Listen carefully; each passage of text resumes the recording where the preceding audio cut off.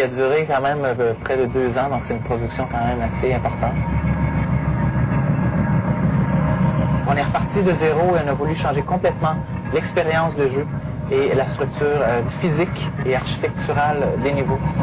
Ce qui fait que on n'a plus à se déplacer du point A au point B au point C. On peut passer du point A au point C au point B, revenir au point A. D'une mission à l'autre selon la façon dont le joueur va agir. Les objectifs vont changer. On mise beaucoup plus sur l'émotion dans Splinter Cell Chaos Theory qu'on faisait auparavant avec les autres Splinter Cell. Ce qui fait en sorte qu'on a travaillé aussi beaucoup sur la personnalité de notre personnage principal pour que ça aille dans la même direction que cette volonté-là. Je ne cherche pas la gloire. Ton pote Neddish est pourri. Je le veux.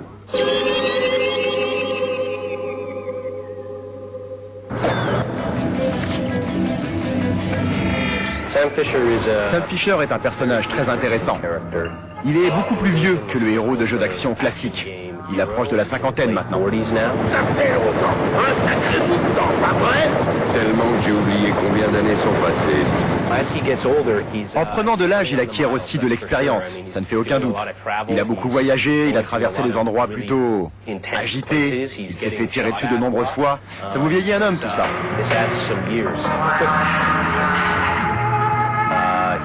Il est très professionnel, investi et sûr de lui. Il n'a rien d'un aventurier à la petite semaine. Regardez, les navires chinois et nord-coréens manœuvrent ensemble. C'est un prototype 056. C'est bien ça. Vous aimez nager? Surtout en eau trouble. Sam n'est pas un adepte psychopathe du lance-roquettes. Il ne fait que de petites actions et il travaille toujours au cœur de ces énormes crises internationales. Alors si Sam décide de forcer une serrure, de pénétrer en douce dans une pièce, d'espionner les forces ennemies ou d'enregistrer une conversation pour Third Echelon, ça n'a clairement pas le même impact que s'il décidait de défoncer une porte pour mitrailler tout le monde ensuite.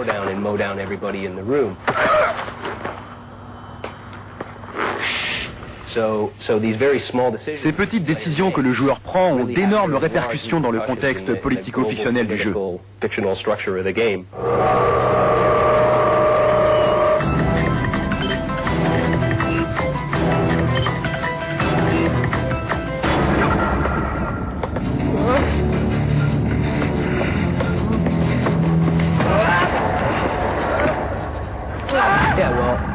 Splinter Cell 3.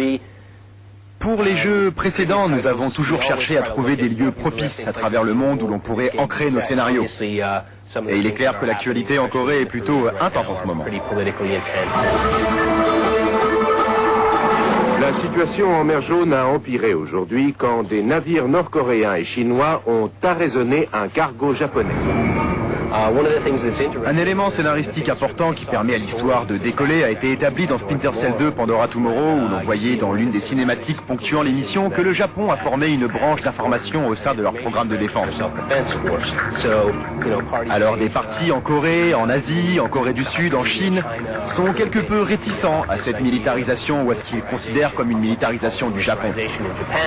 Et tout ça attise les tensions, déclenche des blocus et pas mal de problèmes politiques. L'amiral Toshiro Otomo, chef de la nouvelle force de défense japonaise, l'ISDF, a déclaré: Nous voyons là une nouvelle tentative de la Chine et de la Corée du Nord pour affaiblir plus encore notre économie. Le jeu traite de cette crise internationale sans précédent et de 2-3 personnages clés autour desquels s'articule cette crise. Évidemment, la technologie joue un rôle important et tout ce réalisme que nous associons à la licence Tom Clancy est au cœur du jeu. Dès qu'on parle de Tom Clancy, on sait que le jeu doit être réaliste, qu'il doit traiter de technologie, de politique et de personnages forts. C'est ainsi que nous avons appréhendé cette licence.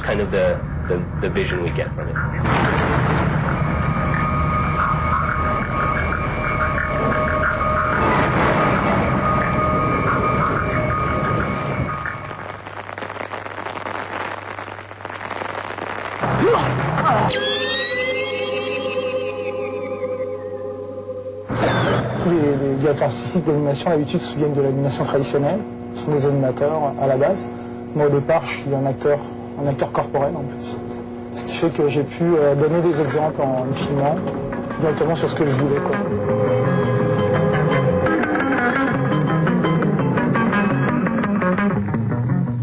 chose dans lequel on s'est attaqué, c'est le fameux, dans Splinter Cell, mais dans n'importe quel jeu, quand vous arrêtez le personnage, puis tu repars, il revient, ça pose mieux, puis il revient, puis il glisse, puis dans un jeu comme Splinter, on a besoin d'être très précis, s'approcher d'un mur mais pas trop, reculer un peu, etc. Donc là, on a développé un système qui puisse s'arrêter n'importe où dans l'animation. C'était assez complexe. Aujourd'hui, ça va être la norme. Oui, plus près que jamais. C'est l'une des idées que nous avons eues au moment de la conception du jeu afin de répondre aux questions suivantes. Comment rendre le jeu plus prenant émotionnellement parlant, plus engageant dramatiquement? Comment donner aux joueurs un sentiment de tension, voire de pouvoir plus palpable? Ainsi, plus vous vous approchez d'un ennemi, plus vous devenez tendu. Suivant la distance où Sam est dans le PC, il change son animation de marche. Il commence justement à écarter plus les bras, à mettre sa main sur son couteau s'il est de plus en plus proche. Par exemple, quand il grave un ennemi, avant, il était pas mal en déséquilibre, il n'était pas super sûr de lui en le faisant. Là maintenant, il est plus par-dessus, il est plus en confiance.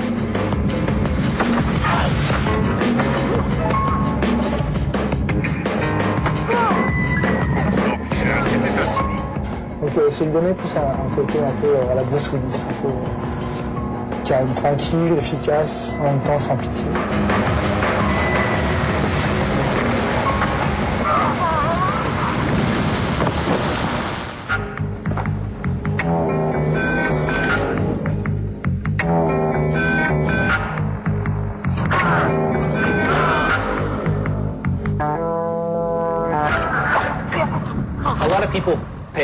Beaucoup de gens nous demandent à quel point Sam est plus dangereux maintenant qu'il est équipé d'un couteau. Mais à mon avis, le couteau n'est pas là pour rendre Sam plus dangereux, mais pour élargir encore ses options tout en les rendant plus réalistes. Quand vous vous approchez d'un ennemi, par exemple, vous savez que l'assommer entraîne un certain nombre de conséquences. L'action est silencieuse mais un peu plus lente et vous vous retrouvez avec un corps sur les bras que vous devez dissimuler. Mais aussi longtemps que vous êtes prudent, vous ne serez pas détecté. En revanche, si vous utilisez le couteau, vous pouvez vous débarrasser d'un ennemi plus rapidement, mais c'est nettement plus bruyant. Donc les animations du couteau sont assez... c'est quelque chose, comme on dit au Québec, un peu touché. C'est-à-dire que ça peut vite devenir gore, ça peut vite devenir inacceptable en fait. Ça peut vite devenir Sam, il arrive derrière une avec un couteau. Et puis, j'ai pris l'alternative un peu plus, je voulais que ce soit un peu plus samouraï, genre... C'est une œuvre artistique, donc forcément on doit avoir un point de vue artistique sur ce qu'on fait, et puis décider de le montrer d'une certaine manière, pas d'une autre. Non, cette flamme n'aurait jamais eu le temps d'installer ça. Et puis, on est pressé. Tu as vu ça? Quoi? Le bombe.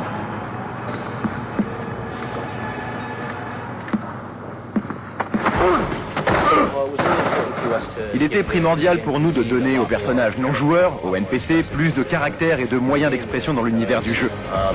Parce qu'en donnant aux joueurs la possibilité d'utiliser ce couteau, il était important que ce dernier prenne conscience que ces personnages sont également des êtres humains.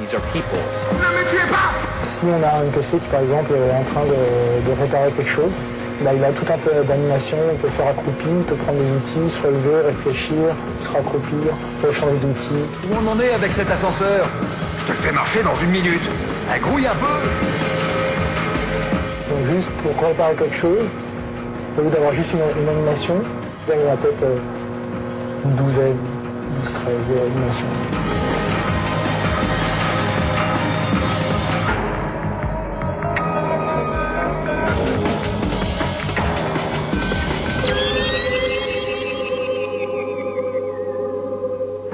Le nouveau AI en ce moment dans les jeux en général est assez embryonnaire. Et c'était un des défis de rendre par le mouvement, par qu'est-ce qu'ils vont dire et par comment ils vont réagir, parce que c'est vraiment les trois éléments clés. Les NPC tiennent effectivement davantage à leur vie. Mon Dieu, je vais crever! Ils veulent vraiment trouver des cachettes pour éviter de recevoir des balles du joueur et d'avancer de couverture en couverture, et au lieu de foncer sur le joueur. Comment le stress se manifeste dans le jeu, c'est les NPC accumulent des événements et après un certain nombre d'événements qu'ils ont accumulés, ils changent d'animation. Ils deviennent beaucoup plus arqués, ils deviennent beaucoup plus lents au niveau de leur vélocité, de leur vitesse d'approche. Et ils regardent beaucoup plus autour. C'est une autre chose qu'on peut voir durant leur stress, c'est qu'ils ont tendance à faire des équipes. Donc ils vont chercher à deux au lieu de chercher tout seul.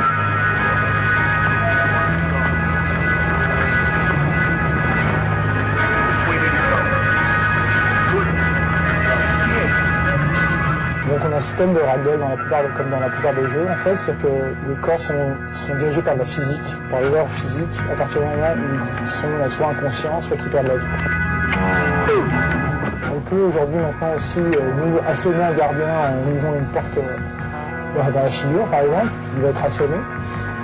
Lui-même il peut se faire assommer.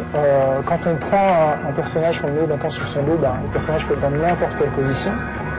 Donc ça rajoute des bugs, en fait. Ça rajoute des problèmes, donc on est obligé de pousser le NPC à faire un petit peu plus que nous on voit qu'il va.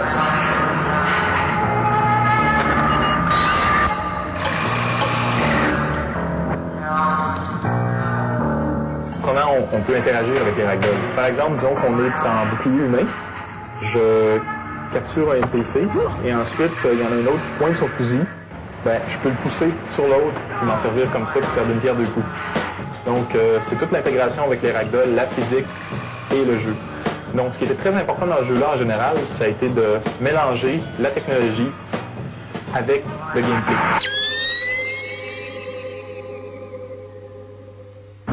Je travaillais en Californie pour NVIDIA, qui a travaillé au design du chip graphique, du chip audio et un peu du système en général du Xbox. La manière dont on bâtit un jeu vidéo quand on fait une suite, puis on veut vraiment, quand tout éclater, ce qui est le plus important, c'est de regarder les faiblesses du moteur précédent. Une des premières faiblesses qu'on regarde avec Splinter Cell 1, c'est la qualité des matériaux, la qualité des textures, est-ce qu'ils sont crédibles? Est-ce qu'ils sont crédibles ces textures-là?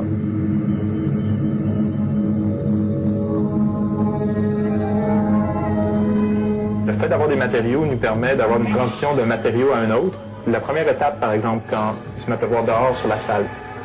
Au début, l'eau tombe sur l'asphalte, puis ça devient comme un peu plus, je dirais, sombre au niveau de l'éclairage parce que l'asphalte absorbe l'eau. Ensuite, l'étape suivante, c'est que l'eau ne peut plus être absorbée par l'asphalte. Donc l'eau ressort à la surface. Donc là, à ce moment-là, c'est là que la réflexion embarque parce que c'est pas l'asphalte qui devient réflexive, c'est la petite couche d'eau qu'il y a sur l'asphalte qui devient réflexive. Donc nous, on a la capacité de passer par 3 systèmes au niveau de la transition pour bien montrer comment nos matériaux vont passer d'un point à un autre. Une autre chose aussi qu'on ajoute en même temps, par le fait même, c'est le rendu procédural. C'est de prendre une texture, puis au lieu de demander à un artiste de la définir, on utilise des mathématiques pour définir cette texture-là.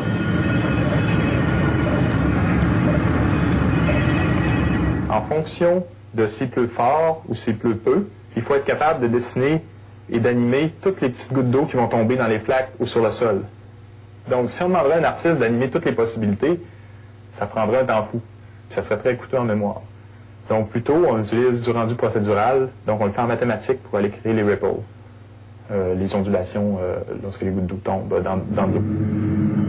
C'est au début, au niveau de la recherche et développement sur le moteur, on s'est aperçu qu'on était capable de gérer les effets de réflexion mieux que probablement quiconque dans l'industrie. Donc, on a un jeu réaliste, qui est Splinter Cell, de la licence Tom Clancy. On ne peut pas décider comme ça que tout devra devenir réflectif. Ça ne sera pas réaliste.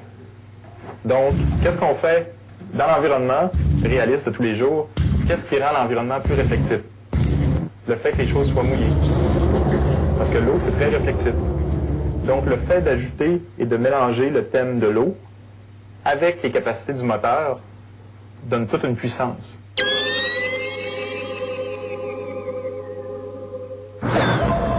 J'ai travaillé pendant 4 ans dans plusieurs films d'architecture au Québec. Les deux domaines se rapprochent beaucoup, puisque dans les jeux vidéo, il y a des environnements. Donc pour moi, c'est l'architecture, c'est comme l'architecture, mais il n'y a pas de limites. Un des grands points forts de Splinter Cell, c'est les textures. On peut créer des textures très rapidement, générées mécaniquement avec des outils qu'on a. Par contre, il n'y a pas une sensibilité. mes artistes, je les pousse beaucoup à observer les environnements alentour d'eux. Puis il faut juste s'asseoir puis regarder.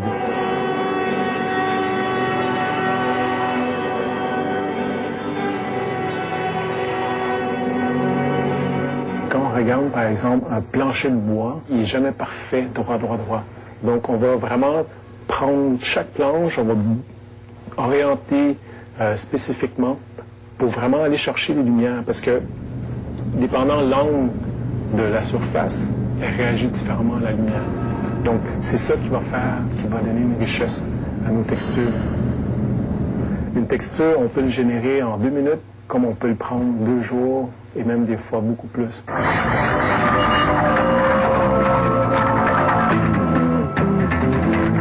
J'encourage beaucoup mon équipe à s'imaginer des scénarios. Par exemple, qu'est-ce qui s'est passé la journée avant, l'heure avant que Sam arrive dans cette pièce. Tétchine et moi travaillons de concert sur ce point. Il appréhende le problème d'un point de vue artistique en se posant des questions comme c'est une chambre, mais qui y vit? Que fait-il lorsqu'il travaille? Que fait-il lorsqu'il ne travaille pas? Et quelles sont les preuves matérielles de tout ceci? On va donner une vie derrière ça, soit par les objets placés, soit par la position aussi. Je dis souvent, regarde, je m'assois à côté de toi, et après ça, on parle, puis je pars, la chaise, elle va rester là. Donc, c'est pas nécessaire qu'il y ait toujours une chaise à côté d'un bureau, par exemple. Donc, tout ça laisse des traces.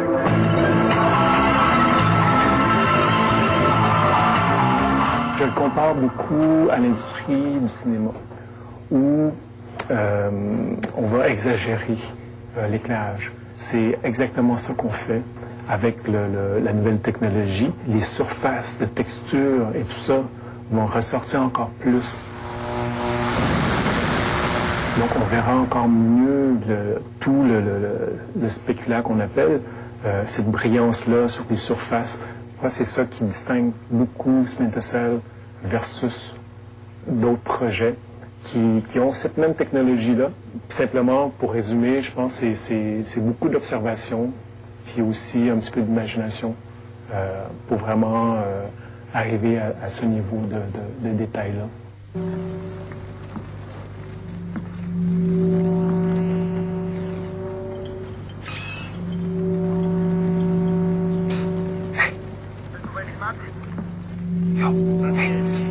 Petit effort. J'ai eu un DESS en acoustique architecturale, j'ai une formation scientifique en vibration des plaques, plein de choses compliquées de physique et de son. Je ferai en sorte que tu ne souffres pas si tu me dis ce que je veux savoir. Je voulais que le son soit aussi important que la lumière, donc c'était un gros challenge parce que les gens, on est dans un monde d'images, et puis les gens voient vraiment l'image comme quelque chose de prédominant, le son est quelque chose qui complète l'image, mais c'est jamais quelque chose qui est mis en avant.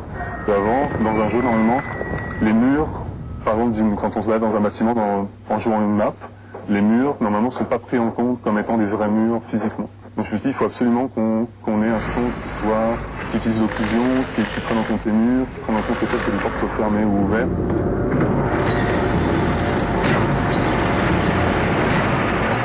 Par exemple, si je prends un corridor, c'est comme ça ici, puis j'ai un ennemi qui marche, puis je suis ici, dans Splinter Cell 1, je l'aurais entendu au travers des murs, au niveau de la provenance du son. Tandis que là, je vais l'entendre comme s'il venait du coin, avec un changement au niveau du fil, qui va vraiment nous faire sentir, il y a quelqu'un qui s'approche, mais je l'entends d'ici. On a des systèmes de filtres, et on peut dire, telle porte, c'est une porte de métal de tant de centimètres, donc on veut qu'elle filtre tant de fréquences. Si cette porte, c'est une porte en papier, donc c'est très très faible, ça va avoir un tout petit filtrage. Je l'ai vu, moi aussi. Bien chaud ici! Là, on a un exemple d'occlusion qui n'est pas très bonne. C'est que c'est ça. Et a priori, c'est mal isolé ici, puis on entend les gens marcher sur le plafond. C'est bruyant ici. Oh mon Dieu! Super quand on ne veut pas se faire repérer. Toutes les réactions des personnages, les petites réactions comme qui a éteint les lumières. Qu'est-ce que c'est que cette ombre? Qui va là? Il n'y a personne ici. L'ampoule est cassée. Qui a fait ça? J'ai besoin de renfort! Bon Oh bon sang! Il se passe un truc. Cette fois, je suis sûr de moi. Pour qui est-ce que ce type nous prend? Ouvre l'œil. Toutes ces petites phrases-là que disent les personnages. Dans le premier, on était extrêmement limité par la mémoire. La ferme. Lambert, j'en tiens un. Beau travail, Fischer. Maintenant, 90% des sons de Splinter Cell 3 sont streamés, donc il n'y a plus de contrainte de mémoire, on peut en mettre la quantité qu'on veut, la longueur qu'on veut, et donc on s'est un petit peu lâché. Et en fait, pour chaque personnage, on a maintenant à peu près 1300 fichiers de BARC, 1400 parties de personnages, avec beaucoup de variations, avec beaucoup de différents stimuli. L'aéroport. Qu'est-ce que c'est? On lance une canette à 20 mètres. Le NPC entend, se retourne, va investiguer. Hé, sortez! Je lance une canette à ses pieds, en arrière de lui. Là, le NPC va stresser automatiquement. J'ai la berlue ou quoi? Parce qu'il sent qu'il est la cible. Oh non! Et la deuxième subtilité, c'est qu'on s'est dit, c'est con que ce soit toujours un garde qui parle tout seul. Donc on va faire des fois des conversations à deux. Donc on a dupliqué en fait toutes ces données-là. On a dit, s'il est tout seul, il va dire « Who's there ?» Qu'est-ce qui est là? Mais s'ils sont deux, il va demander à son copain est-ce que lui, il a entendu l'affaire, puis l'autre va lui répondre bah non, j'ai entendu, mais si je suis sûr que tu as entendu quelque chose, puis ils vont y aller ensemble. T'as cherché des micros sur la table? Bah ouais. La vache. Et t'en as pas trouvé? Bah non.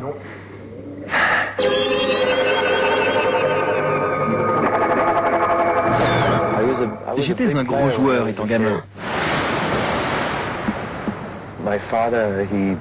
Un jour, mon père a ramené du boulot un Commodore 64. Et c'était génial, parce qu'il y avait une boutique à côté de l'endroit où j'habitais qui louait des jeux C64 pour 3 fois rien sur cassette. Alors je louais le jeu et je le copiais dans la foulée pour l'avoir. C'était très cool. Aujourd'hui, je pense que Splinter Cell est mon jeu favori. C'est lui qui propose la meilleure musique. En fait, ce qui est génial, c'est que Montagny habite à Montréal. Donc c'est pas des échanges par FTP et puis par email, c'est je viens dans son studio, il montre sur quoi il est en train de travailler. Moi, je viens dans le studio de production, je lui montre les maps en cours. Je n'avais jamais fait une composition de ce type auparavant, alors j'ai pensé que ce serait un projet intéressant. Composer une musique qui serait interactive, qui change et s'adapte aux actions du joueur.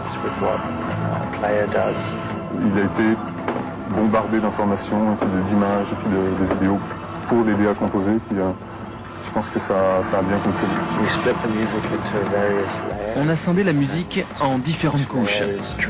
Et chaque couche est activée à un niveau d'intensité donné. Alors lorsque Sam Fisher commence à stresser, la musique suit le mouvement. C'était tout sauf facile. Intéressant bien sûr, mais le processus fut particulièrement long et a nécessité pas mal d'adaptation. Pour moi, lorsque je compose une chanson ou un track, je sais à quel moment doit intervenir le chorus. Même chose pour les percussions ou les breaks. Alors que là, tout était plus aléatoire. Je pense que vous allez être surpris.